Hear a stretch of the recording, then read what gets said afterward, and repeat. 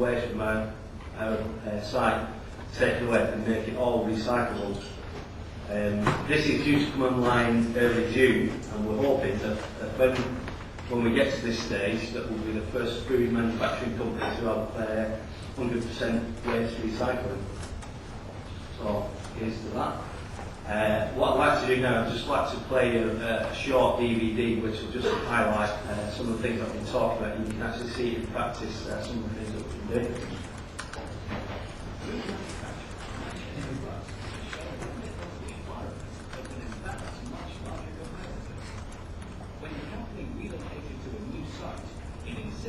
Insulated ceilings, double glazing and a bespoke energy management system should feature at the new building and help reduce carbon emissions. That insistence certainly achieved its aim, but it also helped the company to lower its operating costs. And since then, the firm, which employs 35 people, has continued to implement new green measures as part of its drive to become a market leader for good environmental practice.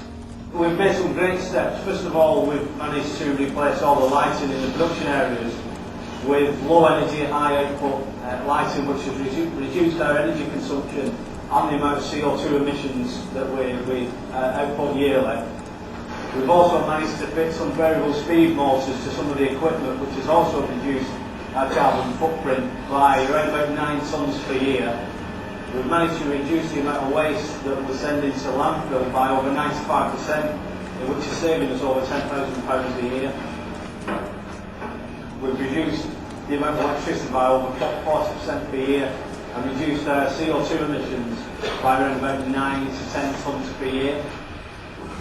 As a manufacturing company, we were generating around about 92 tonnes per year of waste, which was all going to landfill.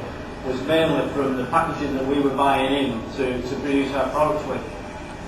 We've managed to now, through segregation and recycling, reduce that figure by over 95%. Now we separate all our cardboard and plastics, which all goes to recycling, which we actually get a revenue back for now. So we've turned around the £10,000 a year spend into an actual profit of around about £1,500 a year for the waste that we get. Yeah, what we have here is a container that we use to store our chemicals on. We use acids in some of our processes. And this one actually reached the end of its natural life, and we were very concerned about how we were going to dispose of it safely, because it's not biodegradable. And then we came up on the idea that it would make a fantastic pond liner. So what we embarked on doing was we dug out a hole to sink the container into.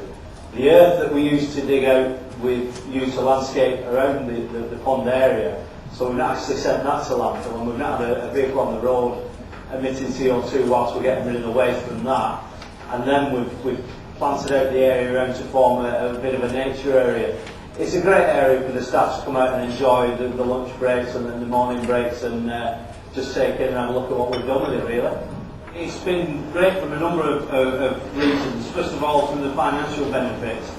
Secondly, because we've had everybody within the building involved at some point in implementing these changes and these improvements. But they've gone away as well and taken some of these practices home with them and actually doing positive things at home as well as in the workplace. Getting the recognition for our efforts always raises staff morale, and it's nice for them to see a bit of recognition for what they've been doing and the commitment they've been putting into these projects. When it comes to continuous improvement, forward-thinking Manchester Rust is willing to go the extra mile. The company's green approach is leading to both commercial success and environmental excellence.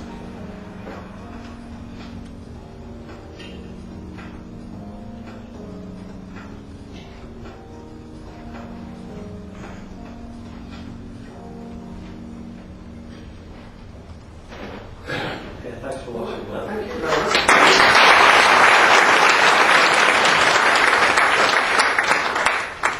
Achievements are very well presented. We've probably got time for one question. We'll have a part of the panel discussion. We'll pick up any more later on. But does anyone have a further question? Yes, yeah, one there. Yeah. Would you, just on the way to any carbon trust with your utilities work, for example, or do you do that on yourself? No, we do that on ourselves.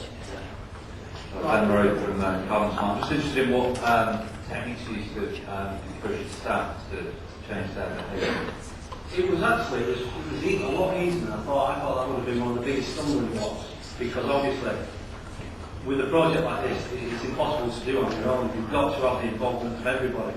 I thought that was going to be a big stumbling block, because they had to be involved, because it affected every single part of the processes, whether that's the physically segregating waste, etc. They took to it and ran with it really, really easily. You know, the owner of the company, Gary Dixon, at the end of the first 12 months, I went back to him and presented the figures and showed him that in the first 12 months we saved the company £10,000 by segregating waste and recycling. And I wasn't looking for a pat on the back or anything like that. I was just keeping him informed. And the first thing he said was, take that £10,000 and divide it between everyone on the shop floor and give it right to him. And I was sort of unprompted. So imagine after that they got even more motivated. Right, okay, thank you. We'll pick up on that later on. Thank you. Okay, I'd like to now introduce our second case study, the supply chain efficiency. How far can you go? John Fender, SAG specialist with Schindler Brothers. John's been in the whiskey industry for 18 years, initially in transport and then in Parliament, and then picking up the whole of the safety and health remit in the more recent past. So, welcome, John, over to you. Thank you, Martin, and good afternoon, ladies and gentlemen. Thank you also to Adrian for getting the invitation to participate in our corporate climate conference. I'm John Fender, as Martin says, and I've spent some 18 years in the whisky industry. I'm currently a SHE specialist on one of our manufacturing sites, and that mainly necessitates keeping people safe, mindful of their health, and minimising our impact on the environment. I work for Schindler Brothers, as I said, and their manufacturing sites in Scotland generate some 20 million 9-litre cases of brands such as Little Limit, Schindler's Reef, Valentine's Whisky, and Beefeater gin that's made not many miles from here. Pernod Ricard is now the world's #2 wine and spirits business after taking over Allied Distillers in the summer of 2005. That's where I came in. In the UK, we have 33 operating sites, and that mainly takes the basis of distillation, maturation, bottling, and distribution. And we employ 1,700 people across the country. Okay, so the images you see on the screen currently, 7 key processes. Top left is distillation, very picturesque, but behind that is much technology in the operation of the plant. From an environmental perspective, we rely on water, energy, a lot of cereal in the fields, fuels to create the product, and from that, for all our businesses, we have byproducts. We then have to warehouse the spirit because we can't bottle whiskey until it's at least 3 years old, and to do that, transport it there, we have to rely on plant and machinery to move it, and then we mature it for 3, 12, 18, 25, whatever age we require, and we use wooden casks. The last count I believe in April it was some 6 million wooden barrels. Bulk transportation brings the spirit from our distilleries in the north and down to our bottling plants in Paisley, Edinburgh and Barton. And once we've blended it, depending on the particular taste throughout the globe, we have to bottle it, and there's machinery involved, and power, and dry goods, and that's probably the basis of my presentation this afternoon. We then have to rely on lorries, trains, ships and planes to get to probably almost every corner of the globe. Okay, supply chain. How far can you go to green it? How far can you go to green it enough to make it benefit the environment? The supply chain is integral to all of our businesses. Suppliers work on our behalf, preparing those components we wish to put together and sell our finished product. These components require from manufacturers from raw materials and brought to our manufacturing sites, and that involves transportation, and they will use much electricity and gas, and all of that collectively will add to the carbon footprint of the business. The moral argument